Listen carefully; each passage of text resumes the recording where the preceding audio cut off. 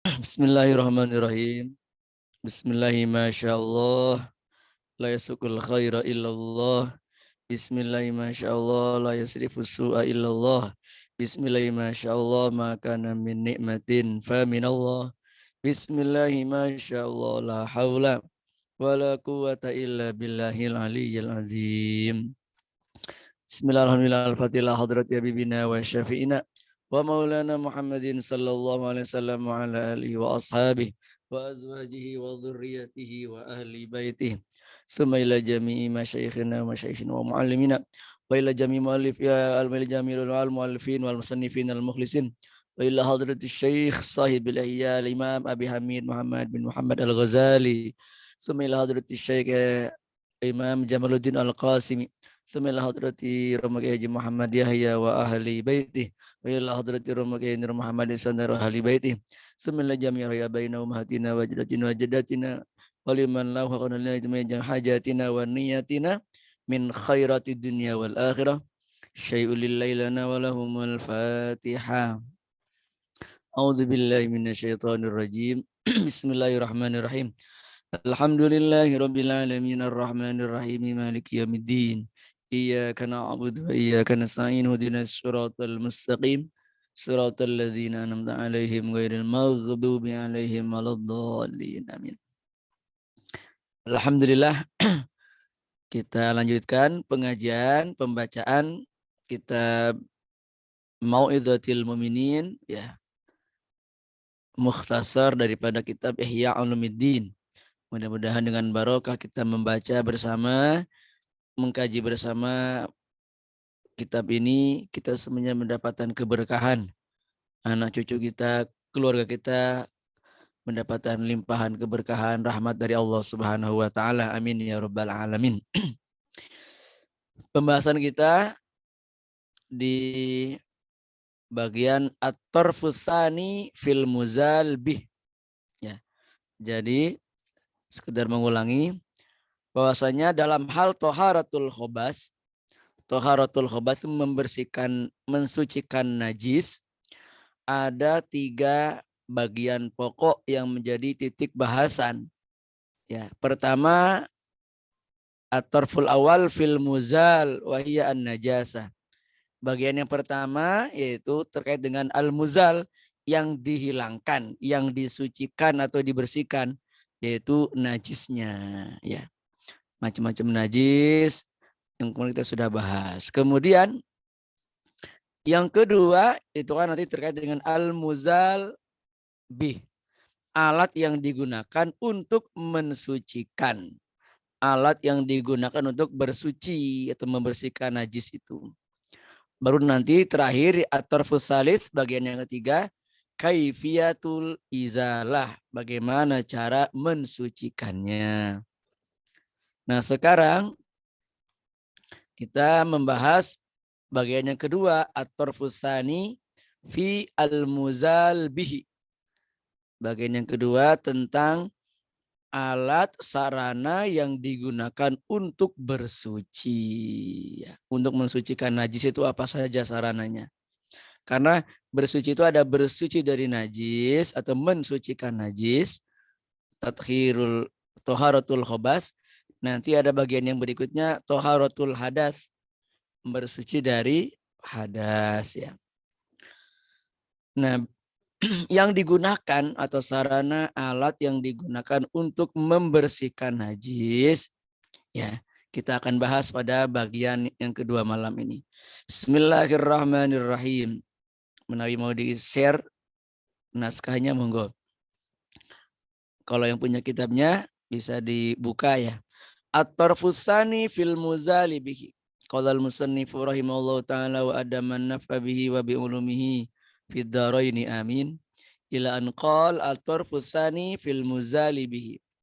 Bagian yang kedua tentang alat yang digunakan untuk mensucikan atau membersihkan najis. Wa huwa imma jamidun wa imma ma'iun. Adapun alat yang digunakan untuk membersihkan najis itu ada yang bersifat jamid, benda padat. Wa imaj ma'iun, yang kedua benda cair. Jadi ada yang berupa benda non air atau benda padat, ada yang berupa benda cair, ma'i ya. Ammal jamidu fahajarul istinja wa huwa mutahhirun tathira takhfifin bisyarti ayyakuna solaban tahiran munasyifan ghaira muhtaramin.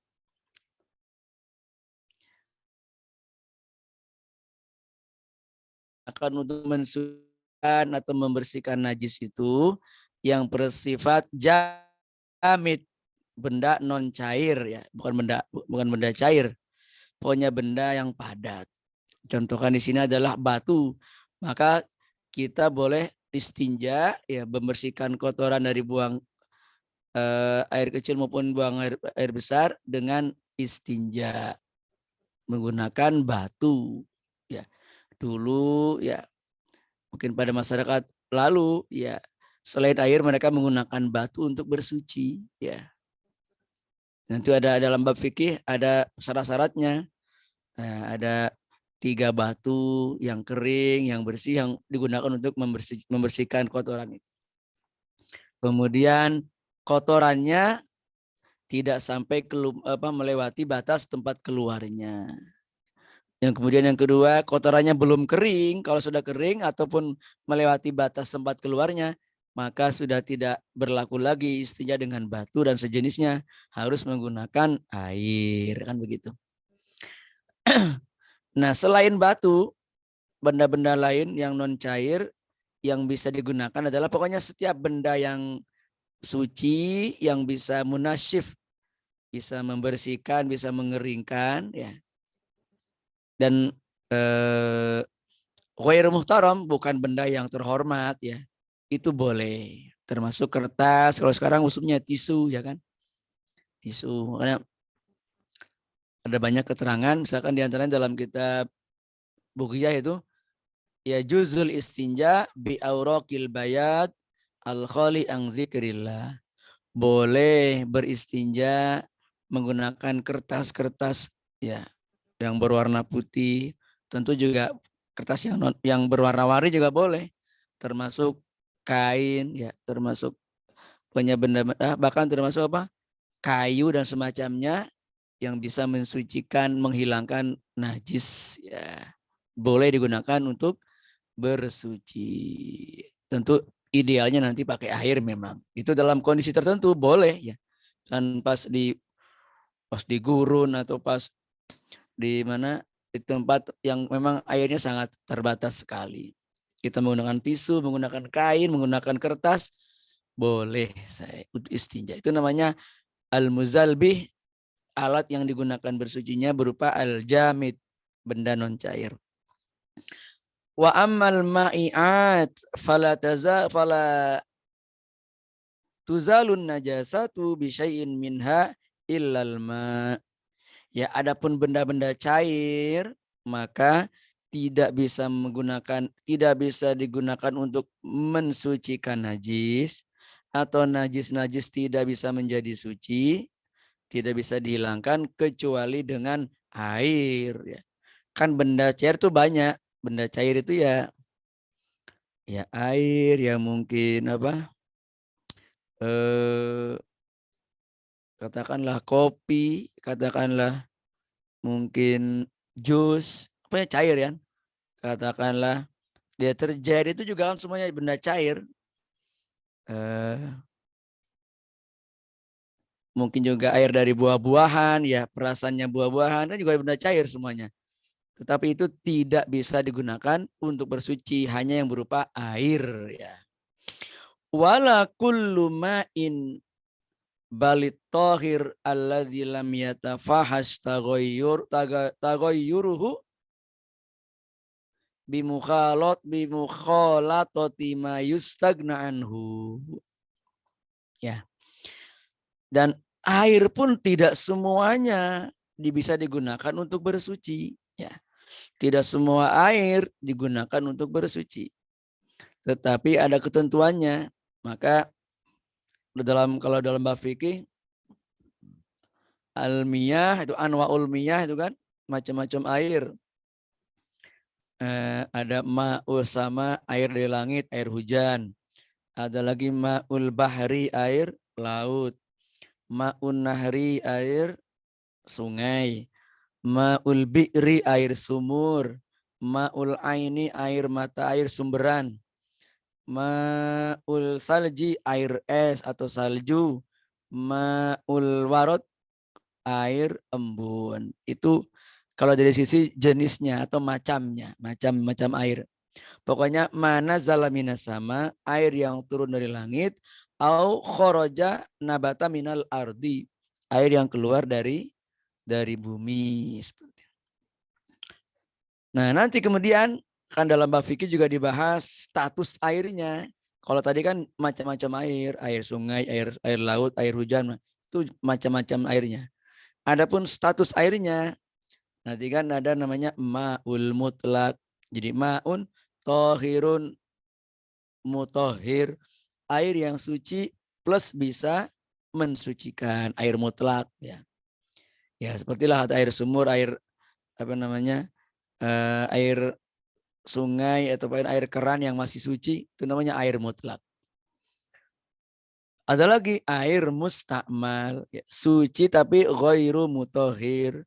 Dia suci statusnya, cuma tidak bisa digunakan untuk mensucikan. Baik mensucikan hadas maupun mensucikan najis. Yang ketiga, ma'ul apa namanya? Al-ma'ul air yang suci mensucikan tapi makruh ya, air musyammas lah. Air yang terkena sinar matahari amat panas, sedangkan wadahnya tempatnya itu berupa tembaga ataupun sejenisnya yang perkirakan berbahaya. Kemudian ada lagi namanya air mutanajis, air yang terkena najis. Tentu tidak boleh digunakan untuk mensucikan. Nah, termasuk air ya yang sudah terjadi perubahan sehingga menjadi hilang ya. Itlaku ismil maknya, pemutlakan penamaan airnya menjadi hilang. Misalkan air dicampur dengan teh, maka menjadi air teh, menjadi teh. Air putih dicampur dengan kopi, dengan susu, dengan macam-macam, sehingga kemutlakan airnya menjadi sudah tidak ada lagi. Orang menyebutnya ini teh, ini susu, ini kopi, ini jus, ini macam-macam. Itu tidak digunakan untuk bersuci. Termasuk wayah rujul ma'anit toharoh bi ayyataghayyara bi mulaqatin najasah ta'muhu aw launuhu aw rihuhu. Kan dalam bab fikih itu air pada dasarnya suci. Kalau air itu duna kullataini, tidak sampai 2 kula. 2 kula itu kurang lebih ya 216 liter. Maka ketika dia kena najis, otomatis langsung mutanajis. Kalau airnya kurang 2 kula. Baik ada perubahan maupun tidak ada perubahan. Kalau airnya kurang dari 2 kula, keterkena najis ya menjadi mutanajis. Tapi kalau airnya lebih dari 2 kula, misalkan ada jedingan agak besar, kalau 2 kula kan tinggi, lebar, dalamnya 60 ya.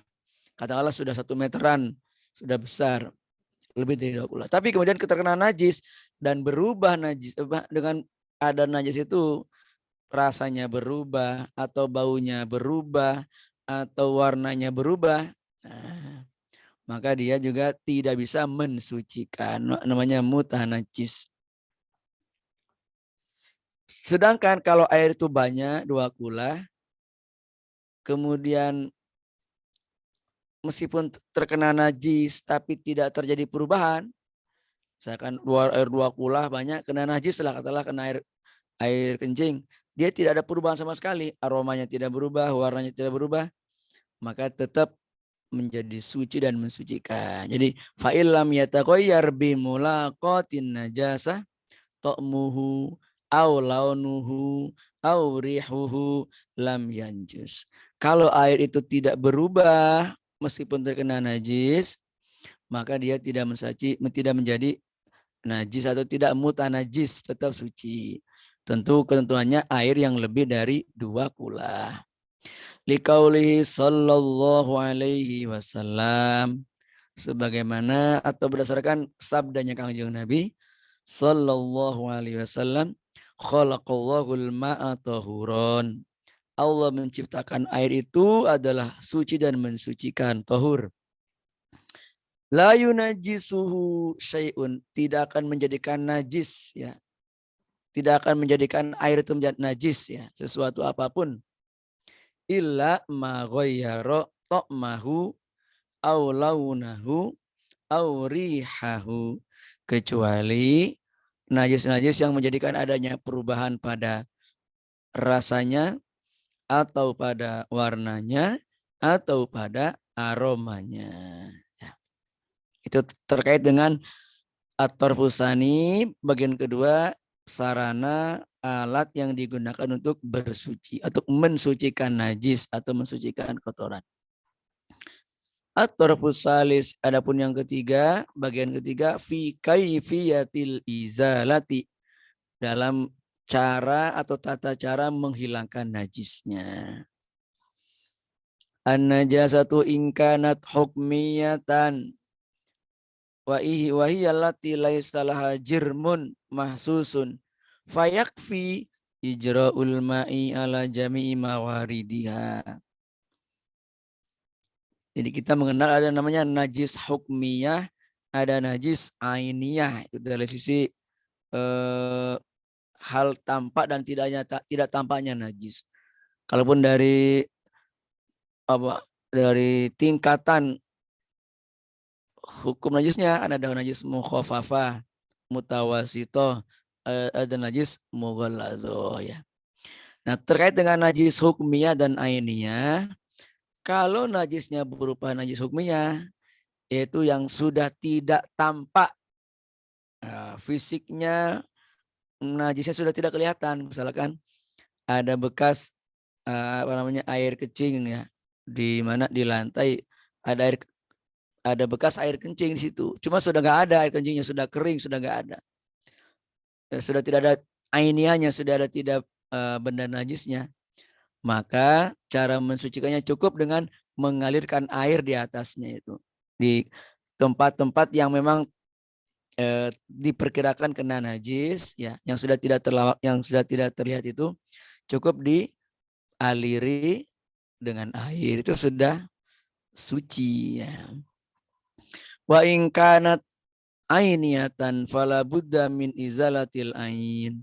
Kalau memang najisnya najis ainiyah, ada jelas ada bentuknya, misalkan kotoran kucing kelihatan, ada misalkan kelihatan ada darah, kelihatan ada apa namanya, mohon maaf, ada muntahan macam-macam, banyak benda-benda najis, maka harus dihilangkan dulu benda atau materi najisnya.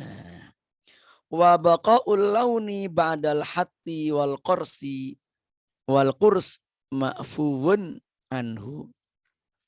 Adapun misalkan ada najis berupa katakanlah kotoran ataupun bekas bangkai di situ, setelah dihilangkan najisnya kok masih ada warnanya nempel di mana, di tekel, di karpet, atau maka kalau setelah setelah digosok, ditekan, dibersihkan, kok masih ada sisa-sisa warnanya, itu dima'fu ya, dima'fu.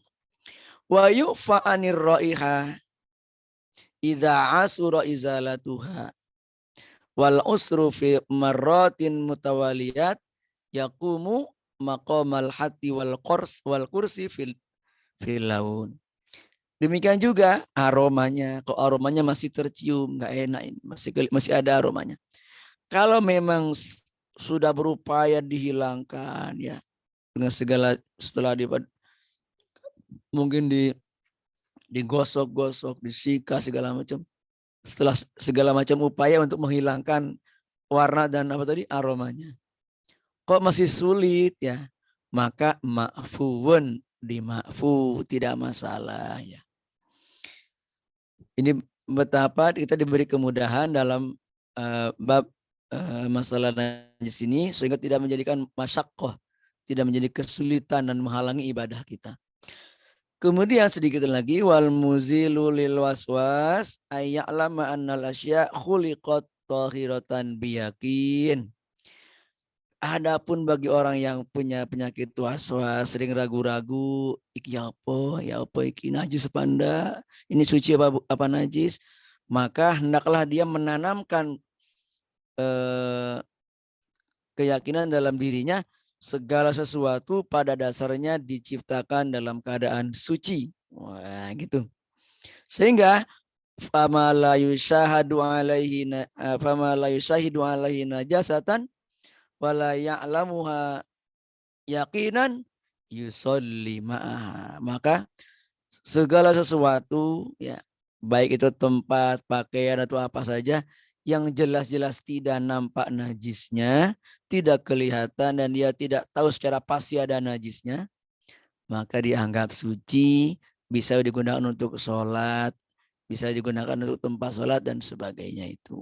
Itu dalam rangka apa? Ya menghilangkan perasaan was-was, ragu-ragu gini gimana. Ya sudah, selama tidak nampak kelihatan najisnya, dan kita tidak yakin benar dengan ada najis di situ, maka dianggap suci dan boleh digunakan untuk ibadah dan semacamnya itu ya.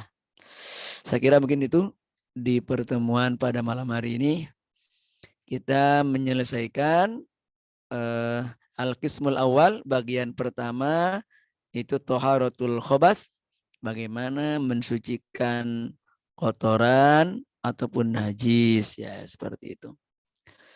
Mungkin ada yang ingin didiskusikan, nanti monggo teman-teman bisa bantu menjawab. Kalau dianggap yakfi cukup, alhamdulillah.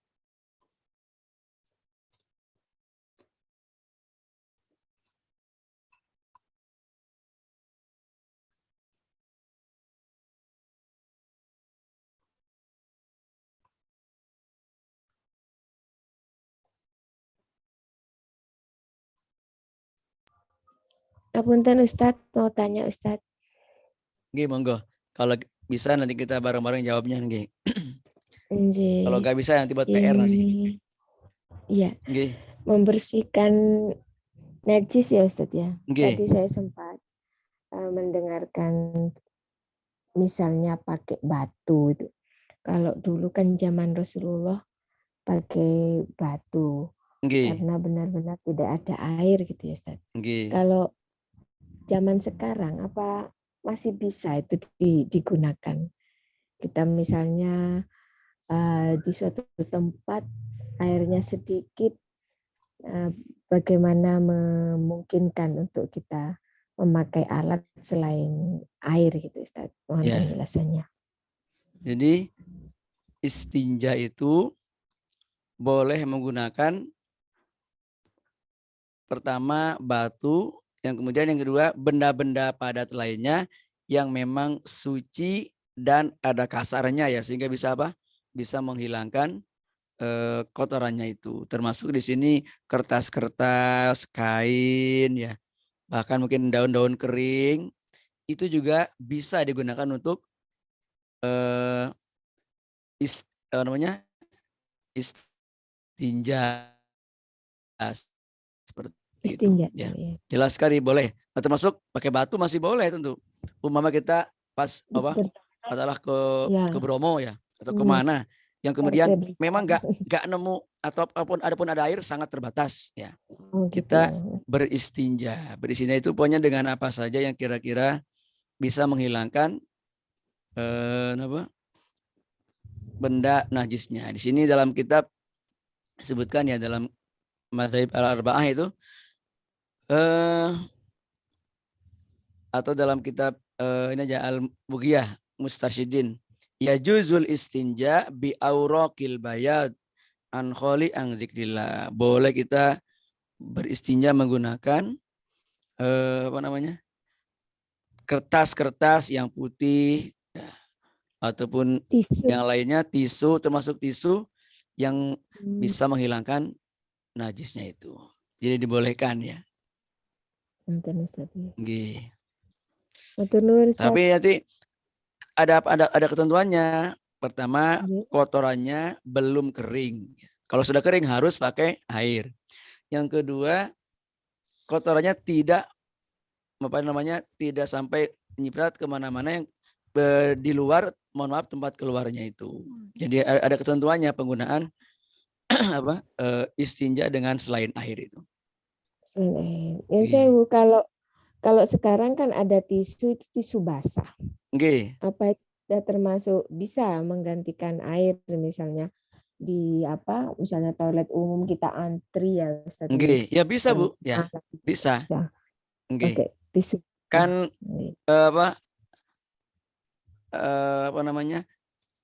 istinja pun kan malah dua-duanya dengan batu lebih sempurna dengan air. Kalau mau satu-satunya maka lebih utama dengan air. Nah kalau sekarang seperti tisu basah, maka itu justru lebih mensucikan. Ya, lebih mensucikan seperti itu.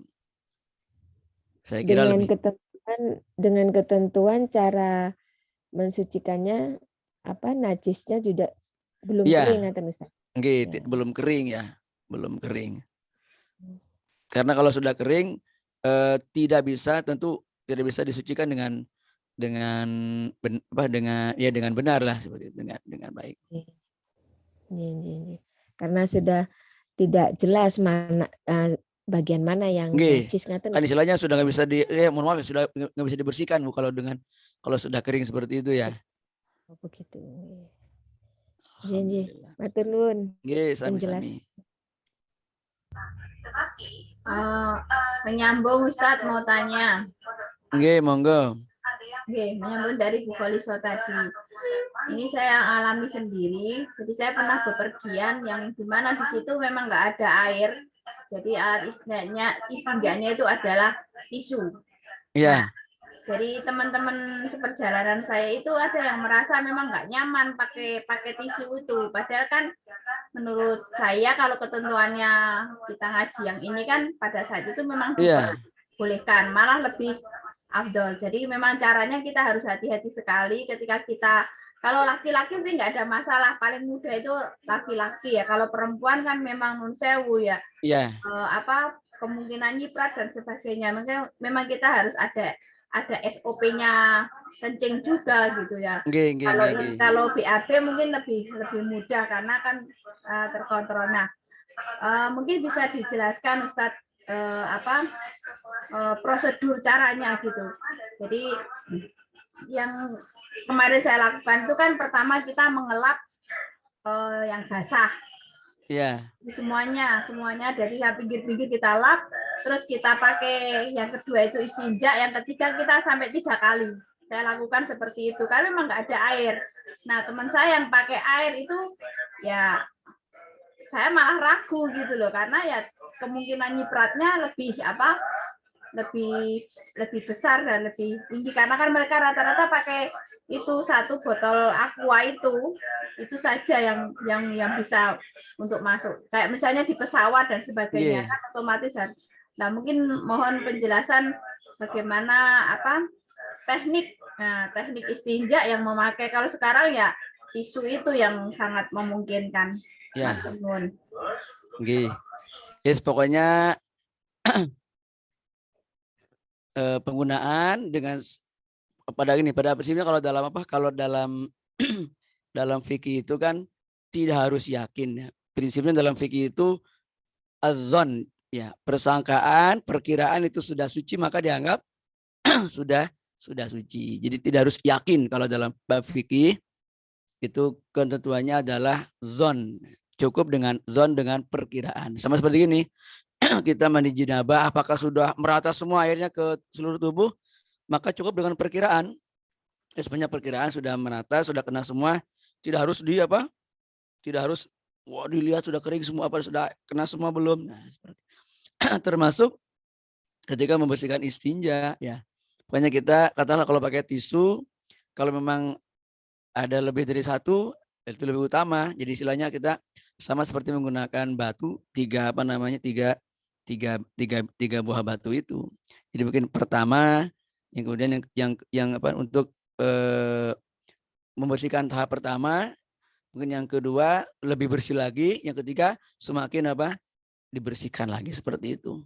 Ya nanti soal itu kan sangat teknis lah, sangat teknis nanti pada prinsipnya kita kalau sudah memperkirakan ini sudah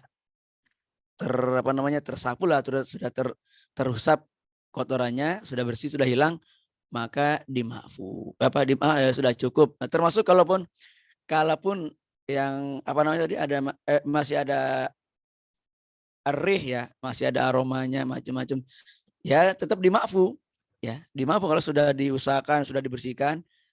Memang ya nggak nyaman karena kita sudah terbiasa dengan air. Jadi ini menunjukkan supaya kita tidak sampai masyakoh ya. Saya bayangkan kalau dulu pakai batu atau pakai kayu, pakai benda-benda yang kasar lainnya, kan tentu bayangan kita ya nggak akan bersih sepertinya kena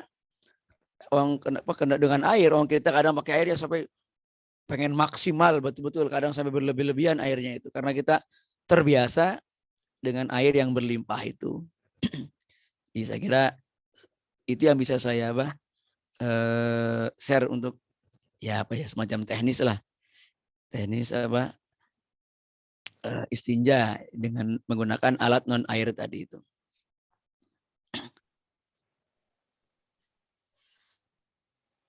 Alhamdulillah. Kula Ustaz, ngapunten. Monggo nggih.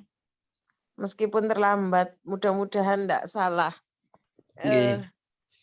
Terkait dengan istinja tadi yang pertama, saya teringat beberapa waktu lalu itu mendengar ya dari Bu Elvi termasuk juga ini terkait dengan mu'alaf dan kebetulan warga negara asing. Nah, itu kan tidak terbiasa menggunakan air berlebihan seperti kita. Cara bersesucinya itu kan tidak seperti kita mandi aja, tidak setiap hari mungkin kan begitu. Iya. Nah, ini ya kemarin saya dengar sendiri termasuk Bu Elvi juga pengalaman seseorang gitu suaminya memang WNA. Enggak mau bersesuci dengan air kalau BAB gitu-gitu itu enggak mau dengan air ya pakai tisu sampai sekarang. Nah, itu bagaimana? Karena ada air kan ngaten. Terus kemudian itu yang pertama. Terus yang kedua tadi apa ya saya mau don tadi terkait dengan don maksud Ustadz itu, nah, misalkan gini kan sekarang ini banyak perempuan memakai baju yang panjang sampai menyapu gitu kan. Ya. Nah, terus kemudian di tempat umum terutama toilet. Nah, ketika sudah sampai toilet ini kita yang melihat itu sepertinya ya bukan sepertinya namanya kamar mandi toilet basah kalau kita seperti pandangan kita itu pasti tempat najis kan gitu. Nah, sedangkan yang bersangkutan ini dengan santainya ya santai karena memang bajunya nyapu jalan. Terus setelah itu langsung sholatnya ya pakai baju itu. Itulah niku pripun. Nggih matur nuwun. Yang pertama ada orang-orang yang karena sudah terbiasa dengan menggunakan tisu sehingga kebalik dengan hasilnya malah kebalikan dari kita terbiasa dengan air, mereka malah terbiasa dengan tisu katakanlah atau alat-alat lain yang non air. Nah, istinja itu bukan bukan seperti tayamum. Pertama harus ada air, kemudian kalau tidak ada air baru boleh dengan tayamum dengan tanah.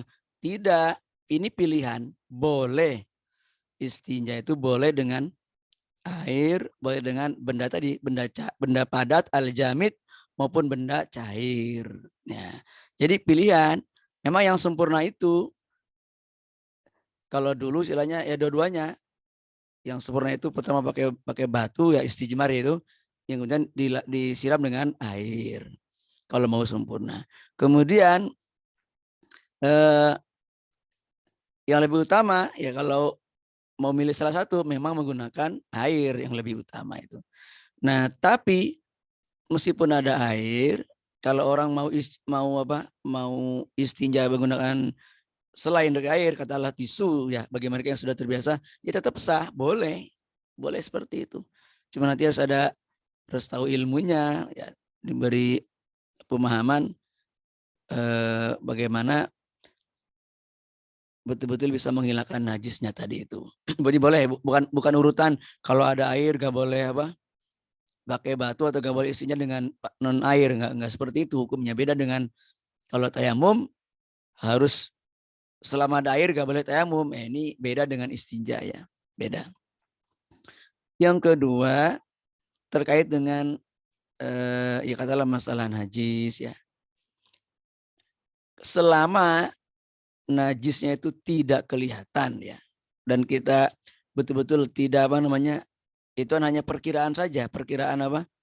Kalau perkiraan ini najis apa tidak ya, selama nggak diyakini itu tidak najis ya, maka tidak masalah ya, seperti itu. Bahkan kalau dalam kitab itu digambarkan, misalkan ada kucing dia dari tempat-tempat kotoran itu ke masjid atau ke tempat sholat, maka yang dihukumi najis tuh ya yang benar-benar ada bekas kotorannya itu yang nempel di tempat sholat itu. Selain itu berarti gak dianggap najis. Nah, jadi seperti itu. Selama kalau mengikuti kaidah ini, selama tidak nampak betul-betul ada najisnya, maka dianggap suci. Seperti ini nih. Fima la yushahad alaihi najasa wala ya'lamuha yakinan. Kalau memang tidak kelihatan dan kita tidak yakin betul ada najisnya, maka yusolli ma'aha, dibolehkan untuk sholat. Kecuali kalau memang betul-betul yakin ya. Misalkan tadi ada anak kecil buang buang air kecil di situ dan gak disiram, nah, itu kan jelas kelihatan. Nah, kita meskipun kamar mandi husnudzon sudah disiram, sudah dibersihkan. Nah, seperti itu. Ya tentu kalau untuk ikhtiyat ada istilahnya, Pak, ada istilah ikhtiyat, lebih hati-hati. Kalau kita lebih hati-hati, kita misalkan pakainya dicincin, ya agak diangkat, kemudian ketika menyiram kotoran pun tidak boleh sembarangan sehingga tidak nyiprat kemana-mana. Itu dalam rangka ikhtiyat, berhati-hati. Oh, ngoten nggih, Ustaz. Akhirnya kan maksudnya ya kalau memang nggak yakin ada kotoran ya dari kamar mandi ke musola nggak usah pakai sandal. Rata-rata kan ya, gitu. rata-rata masjid-masjid itu kan juga jarang dari kamar mandi ada kolam untuk cuci kaki, atau dari rumah orang langsung masuk ke masjid, di depan masjid tidak ada tempat mencuci kaki. Ya, kalau akhirnya apa ya sudah, kalau memang diyakini atau tidak nampak jelas najisnya, berarti dianggap suci gitu saja.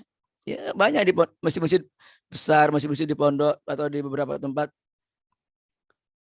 memang istilahnya tidak ada tempat untuk cuci kaki secara khusus itu. Ya.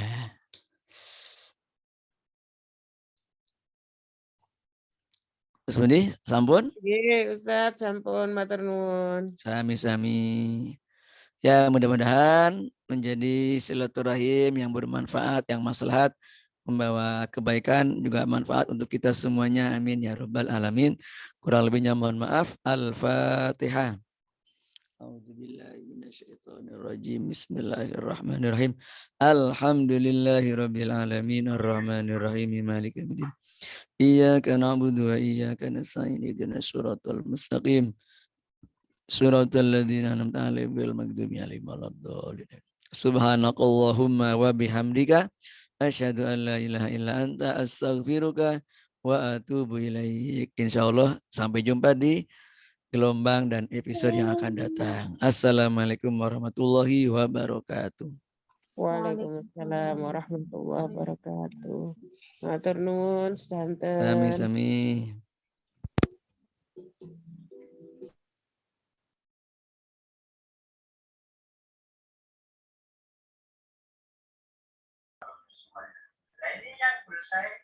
Saya tutup nggih. Assalamualaikum.